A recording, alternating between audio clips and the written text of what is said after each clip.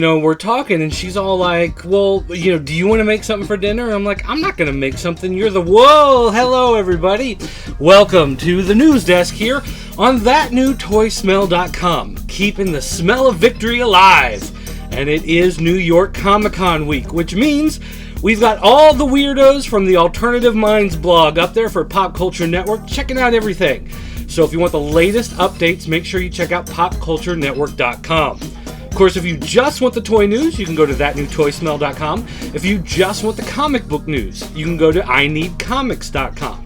But for a little bit of everything, make sure you go to popculturenetwork.com.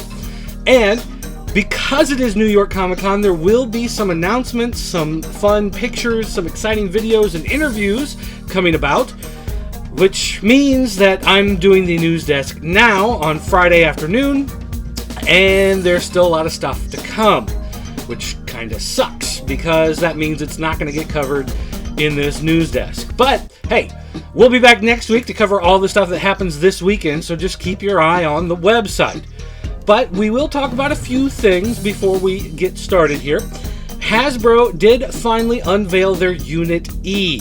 There had been some speculation about what exactly Unit E was. There was Jim and Mask and Micronauts and stuff all over this thing. People just couldn't figure out what Unit E was going to be. Well, as it turns out, Unit E is a comic book, one specially made for New York Comic-Con. Looks like there are no plans for a major distribution of this book. There are no plans for the story to continue. Right now, it's just an exclusive. It's where characters from Candyland and Jim and the Holograms and Mask and whatever all these different properties are, Stretch Armstrong, etc., they all get to meet in this one fantastic world where their stories overlap. Now, if there's a huge ground swelling of support, people wanting to see Uncle Moneybags from Monopoly being robbed by Megatron from Transformers, perhaps they will do something, but overall this seemed more like a plug for their comic book series from IDW. And series, that's a multiple series. Because IDW does do the G.I. Joe and Transformers comics, and maybe they'll pump out some specials of something else from Hasbro in the future, should there be demand for it. But that's what Unit E is. It is not a Mask toy line, so you guys can settle down now. Other news, of course, New York Comic-Con does have this Transformers Prime RC and Bumblebee. For those of you super excited for that, that is available now. They also had this Jim display for really no apparent reason. They haven't announced as of yet that there's going to be any sort of re-release of Jim toys. However, the episodes of the TV show are coming out on DVD, and those box sets, I guess, are available at the con, or they're being unveiled at the con, something along those lines. Now, Mattel did finally display Metron and his Mobius chair. This is the subscription exclusive for the DC Universe Classics line. So those of you wondering what it's going to look like, there you go. Also, Mattel had this really cool Voltron display. They had their form-blazing sword Voltron in a bunch of different poses. Plus, they had the new one from the upcoming Club Lion Force subscription on display. And you could notice that for Ding Dong Rick, just so you know, there is a difference between the white on the lion's faces and the gray being used for the metal. Yes, it is a lighter shade of gray, but it is gray nonetheless. And finally, Mattel had their Masters of the Universe Classics display set up, but it was really pretty much everything that you already saw at Toy Fair. As of right now, there's nothing new or exclusive in that case. However, the story could change as the weekend progresses, so as I said, stay tuned to popculturenetwork.com for any more news and updates from the show. Now, as I said earlier, the weirdos from Alternative Minds are checking out the show for us here at the Pop Culture Network, and they have sent in a whole bunch of photos. In fact, RetroWare TV's Ito Bandito sent us a whole bunch of photos that I've turned into a video montage. So if you want to see a bunch of the stuff from New York Comic-Con, just stay in your seat, because it will follow right after this. And this being me saying goodbye. Thanks for watching the news desk, and I hope you enjoy the montage.